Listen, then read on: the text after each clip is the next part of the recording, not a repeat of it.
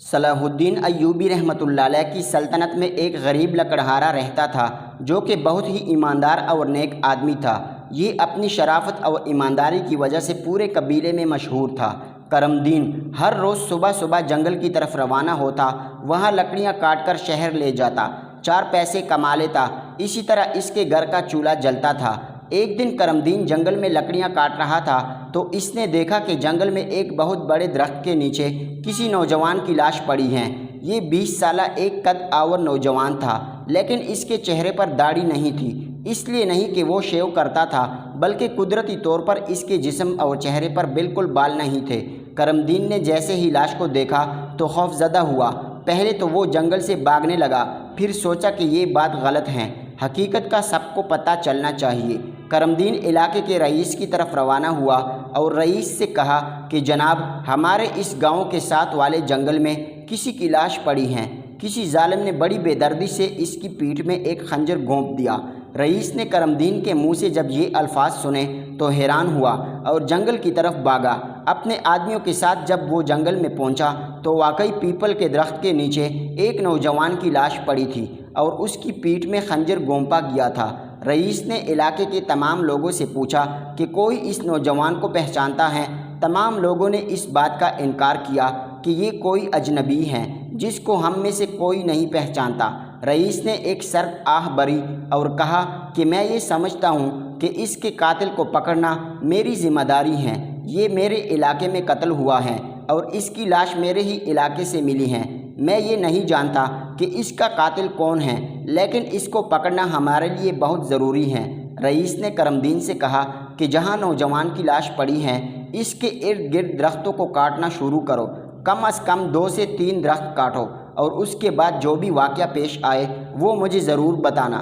کرم دین نے رئیس کے کہنے پر درختوں کو کاٹنا شروع کر دیا۔ جب وہ ایک درخت کاٹ چکا اور دوسرے درخت کو کاٹ ہی رہا تھا تو 3-4 لوگ بھاگتے ہوئے کرم دین کے پاس آئے۔ انہوں نے کرم دین پر سختی کی اور کہا کہ تجھے کس نے اجازت دی کہ یوں درخت کاٹ رہے ہو؟ تم جنگل سے خشک لکڑیاں تو پہلے ہی جمع کر کے لے جاتے تھے، لیکن تجھے کس نے منع نہیں کیا؟ لیکن تم تو درختوں کو کاٹنا شروع ہو گئے ہو، اور اس بات کی اجازت ہم بالکل تجھے نہیں دیں گے۔ اس جنگل کی ذمہ داری ہم کو سونپی گئی ہے۔ رئیس، جو چپ کر ان آدمیوں اور کرم دین کی گفتگو سن رہا تھا، اب سامنے آ گیا۔ ان نوجوانوں کو گرفتار کروایا اور سارے قبیلے والوں کے کہنے پر یہ رئیس ان کو پکڑ کر سلطان صلاح الدین ایوبی رحمۃ اللہ علیہ کی عدالت میں پیش کیا۔ سلطان نے سارا ماجرا پوچھا تو رئیس نے اپنا مقدمہ سلطان کے سامنے رکھتے ہوئے کہا کہ سلطان معظم، کل صبح ایک نوجوان کی لاش اسی جنگل سے برآمد ہوئی۔ ایک انسان کا قتل ہوا تو جنگل کے محافظوں یعنی کہ ان لوگوں کو کچھ نہیں پتہ چلا، لیکن اسی مقام پر درخت کاٹے گئے تو یہ بھاگتے ہوئے آئے اور لکڑہارے کو درخت کاٹنے سے منع کیا۔ سلطان صلاح الدین ایوبی رحمۃ اللہ علیہ نے جب یہ سنا تو ان آدمی سے پوچھا کہ تم اتنے لا علم کیسے ہو سکتے ہو کہ جب انسان کو مارا گیا تو تم لوگ لا علم تھے، مگر جب اسی مقام پر درخت کاٹا گیا تو تم بھاگتے ہوئے آئے؟ آدمی نے کہا، سلطان معظم، ہماری بات کا یقین کریں، ہم نہیں جانتے کہ اس نوجوان کو کس نے مارا۔ جب یہ لکڑہارا درختوں کو کاٹ رہا تھا تو کلہاڑی کی آواز اور درختوں کے گرنے کی آواز پر ہم اس کی طرف بھاگے، لیکن ہم اس بات سے بالکل لا علم ہیں کہ وہ نوجوان کون ہے اور انہیں کس نے مارا۔ اگر ہمیں اس بات کا پتہ ہوتا تو ہم ضرور اس کی جان بچانے کی خاطر بھاگتے۔ سلطان صلاح الدین ایوبی رحمۃ اللہ علیہ نے جب یہ سنا تو حیران ہوا اور کہا کہ یہ تو بہت عجیب بات ہے کہ تمہارے پڑوس میں ایک بندہ مارا گیا لیکن تمہیں خبر تک نہ ہوئی۔ خیر، اس بات کی تحقیق میں ضرور کروں گا، اور جب تک یہ تحقیق نہیں ہوتی میں تمہیں کہیں جانے نہیں دوں گا۔ سلطان صلاح الدین ایوبی رحمۃ اللہ علیہ نے وہ خنجر منگوایا جس کی مدد سے نوجوان کو مارا گیا۔ شہر کے تمام لوہاروں اور اوزار بنانے والے دکانداروں سے رابطہ کیا گیا۔ ان سے پوچھا گیا کہ اس ساخت کا خنجر تمہاری دکان سے کون لے کر گیا؟ ایک بوڑھے لوہار نے خنجر دیکھا تو ششدر رہ گیا۔ سلطان کے ایک وزیر نے اس سے حیرانگی کی وجہ پوچھی تو اس نے کہا کہ تقریباً 50 سال سے میں یہ دکان چلا رہا ہوں، اس سے پہلے میرا باپ دادا بھی یہی کام کرتے تھے۔ خنجر تو میرا دادا بناتا تھا، یہ کوئی نیا خنجر نہیں بلکہ پرانا اوزار ہیں۔ وزیر نے جا کر سلطان صلاح الدین ایوبی رحمۃ اللہ علیہ کو اس لوہار کی ہر ایک بات پہ آگاہ کیا تو سلطان بہت زیادہ حیران ہوئے۔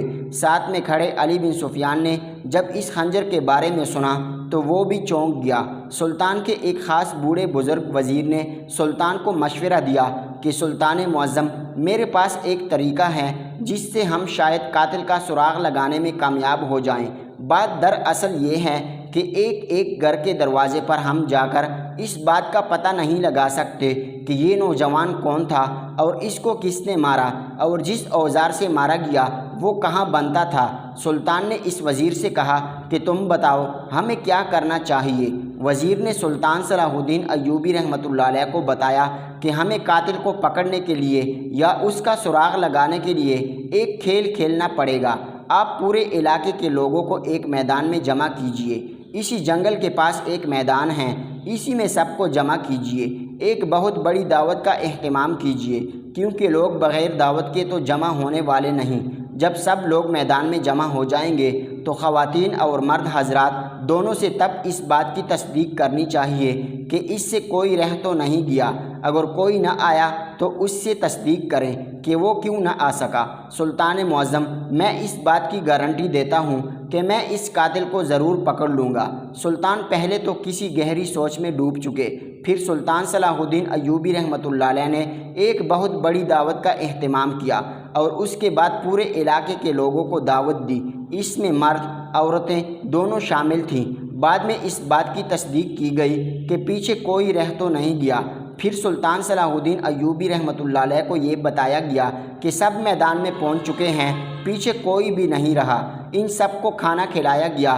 اس کے بعد جب سب نے کھانا کھا لیا تو سلطان صلاح الدین ایوبی رحمۃ اللہ علیہ نے کہا کہ ہمیں اس بات کا بہت افسوس ہے کہ ہمارے علاقے میں ایک اجنبی کا قتل ہوا ہے، لیکن ہم اسے نہیں پہچان پائے کہ یہ کون ہے اور اس کا قاتل کون ہے۔ خیر، اب وہ بچ کر نہیں جائے گا، کیونکہ ہم نے ایک بڑے عالم کو بلایا ہے جو کہ قاتل کو پکڑنے میں ہماری مدد کرے گا۔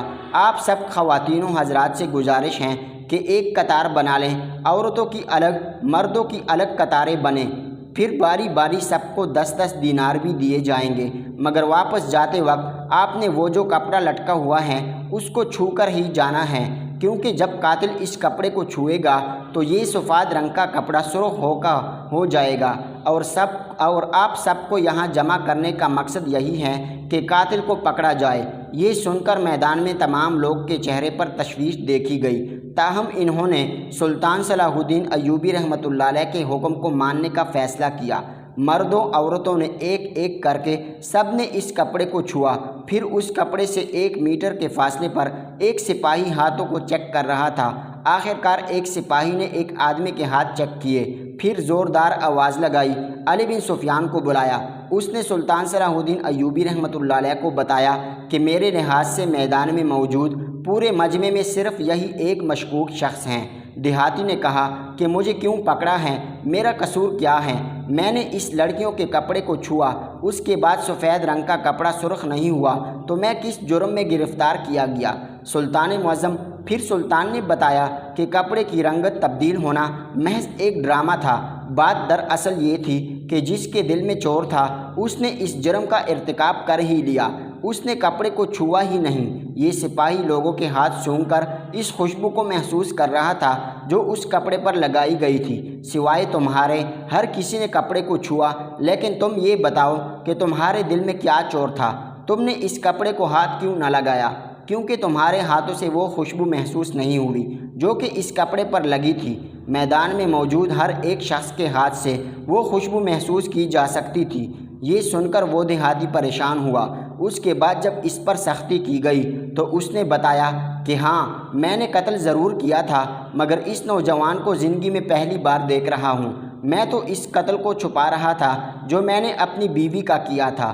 یہ سنتے ہی میدان میں موجود تمام لوگ، علی بن سفیان، تمام سالار، وزیر اور حتیٰ کہ سلطان صلاح الدین ایوبی رحمۃ اللہ علیہ بھی حیران ہو گئے کہ ہم اس نوجوان کے قاتل کو پکڑتے پکڑتے ایک اور قاتل کو پکڑنے میں کامیاب ہوئے۔ پھر سلطان نے اس دیہاتی سے پوچھا کہ تم نے اپنی بیوی کو کیوں اور کب قتل کیا؟ دیہاتی نے جواب دیا کہ اس بات کو 6 ماہ کا عرصہ گزر چکا ہے، میری بیوی میرے ہاتھ سے قتل ہوئی تھی، لیکن میں نے اسے حادثے کے طور پر پیش کیا اور اسی طرح تمام علاقے والوں سے یہ حقیقت چھپائی۔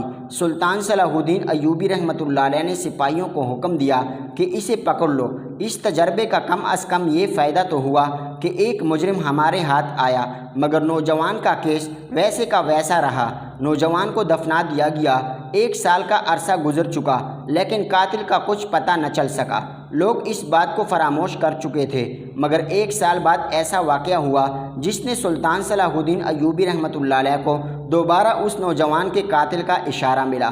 سلطان کا سپاہی بھاگتا ہوا سلطان کے پاس آیا اور کہا، جناب، جس درخت کے نیچے اس نامعلوم اجنبی کی لاش ملی تھی، اسی درخت کے نیچے ایک 3-4 ماہ کا بچہ پایا گیا۔ کوئی ظالم رات کے اندھیرے میں اس بچے کو درخت کے نیچے سلا کر چلا گیا۔ اللہ کا شکر ہے کہ بچے کو کسی جانور نے نقصان نہیں دیا۔ یہ بات سلطان صلاح الدین ایوبی رحمۃ اللہ علیہ کے لیے حیران کن تھی۔ یہ ایک معصوم سا بچہ تھا جو سلطان نے اپنی تحویل میں لے لیا۔ سلطان ساری رات سوچتا رہا کہ آخر اس بچے کا قتل سے کیا تعلق ہے۔ سلطان کے ایک بوڑھے خادم نے کہا کہ بیٹا، یہ بچہ ہمیں قاتل تک ضرور پہنچائے گا، لیکن اس کے لیے ہمیں انتظار کرنا پڑے گا۔ بچے کی پرورش کریں، یہ تھوڑا بڑا ہو جائے گا تو امید ہے کہ قاتل کو پکڑ لیں گے۔ کچھ ماہ بعد بچہ بیٹنے کے قابل ہوا تو بوڑھے خادم نے سلطان کو مشورہ دیا کہ یہ بچہ کسی کنیز کے حوالے کریں اور اسے کہیں کہ ارد گرد کے تمام علاقوں میں اسی بچے کو لے جائے۔ کوئی ایسا ضرور ہوگا جو بچے کی طرف چلا آئے گا اور یوں ہمیں مجرم کا کوئی نہ کوئی سراغ مل جائے گا۔ سلطان نے بوڑھے خادم کے مشورے پر عمل کیا اور بچہ کسی کنیز کے حوالے کیا۔ کنیز اس بچے کو لے کر ارد گرد کے علاقوں میں گھومتی رہی، پھر ایک ایسے علاقے میں پہنچی جہاں ایک عورت نے بچہ دیکھا تو اس کی طرف بھاگی، کنیز کے ہاتھ سے بچہ لیا، اسے چومنا شروع کیا، اسے سینے سے لگایا، کافی دیر تک اسے پیار کرتی رہی، پھر واپس کنیز کو دے دیا۔ کنیز نے اس عورت سے پوچھا کہ آپ اس بچے سے اتنا پیار کیوں کر رہی تھی؟ وہ خاموشی سے رہی، بغیر کچھ بتائے واپس چلی گئی۔ کنیز شام کے وقت واپس سلطان صلاح الدین ایوبی رحمۃ اللہ علیہ کے پاس آئی اور انہیں سارا معاملہ بتایا۔ سلطان اپنے سپاہیوں سمیت اس عورت کے گھر روانہ ہوا۔ اس سے پوچھا کہ یہ بچہ کس کا ہے اور تم اسے اتنا پیار کیوں کر رہی تھی؟ عورت خاموش رہی۔ سلطان اس سے بار بار پوچھتا رہا۔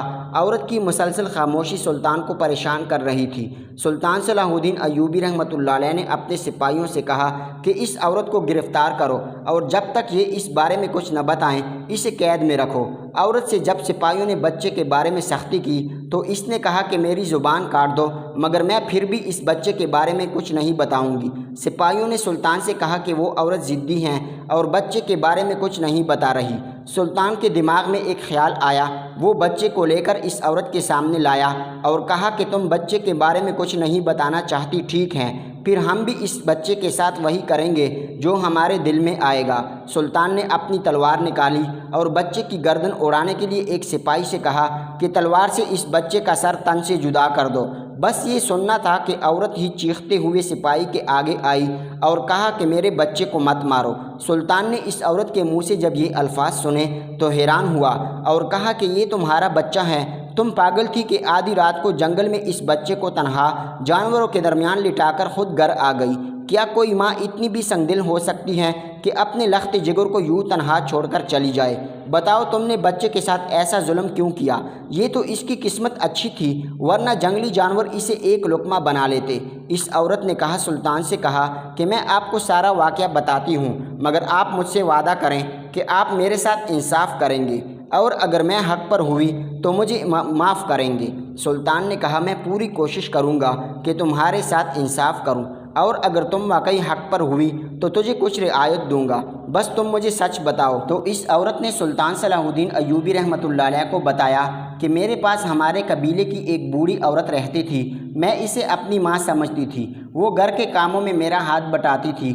ایک دفعہ بوڑھی عورت نے مجھ سے کہا کہ بیٹی ہو سکے تو مجھ پر ایک احسان کرو، میں آپ کے اس احسان کا بدلہ زندگی بھر نہیں بھولوں گی۔ میں نے کہا، ماں جی حکم کریں، ہو سکا تو میں آپ کے کام ضرور آؤں گی، مجھے آپ کی مدد کر کے اچھا محسوس ہوگا۔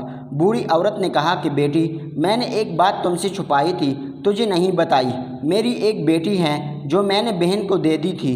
بہن کی وفات کے بعد اس کا میرے علاوہ اب کوئی نہیں، میں اسے ادھر لے آنا چاہتی ہوں، آپ میری بیٹی کو اس گھر میں رہنے کی اجازت دو گی؟ میں نے اس بوڑھی ملازمہ کی بیٹی کو گھر میں رہنے کی اجازت دی۔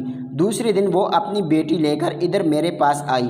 اس کی بیٹی خوبصورت اور نوجوان تھی۔ کچھ دن بعد بوڑھی ملازمہ کسی لمبے سفر پر روانہ ہوئی تو اس نے مجھ سے کہا کہ میرے واپس آنے تک میری بیٹی کا خیال رکھنا۔ بڑھیا نے مجھ سے حقیقت چھپائی، اصل میں وہ اس کا بیٹا تھا، ایک ایسا نوجوان جس کے جسم پر بال نہیں تھے۔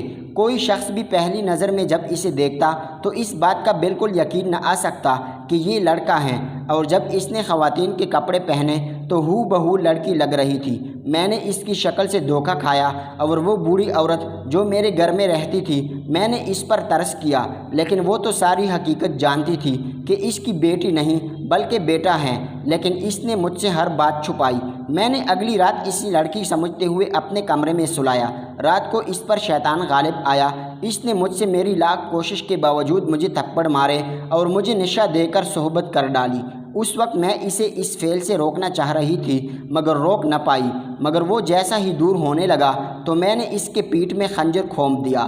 آدھی رات کو میں اسے گھسیٹتے ہوئے اس جنگل میں اس درخت کے نیچے لٹا کر چلی گئی۔ اس لڑکے کی وجہ سے میں حاملہ ہو گئی۔ جب بچہ پیدا ہوا تو میں نے اسے مارنا چاہا لیکن پھر مار نہ سکی، تو 3 ماہ بعد میرے دماغ میں ایک خیال آیا، اسے بھی میں وہی لے جانا چاہتی تھی جہاں اس کا باپ تھا، اس لیے رات کو تاریکی میں چل پڑی۔ اسی درخت کے نیچے بچے کو رکھ کر گھر واپس آ گئی اور سو گئی، مگر جب صبح ہوئی مجھے محسوس ہوا کہ میں نے بہت بڑی غلطی کی۔ میں نے بچے کے ساتھ زیادتی کی، مجھے ایسا نہیں کرنا چاہیے تھا۔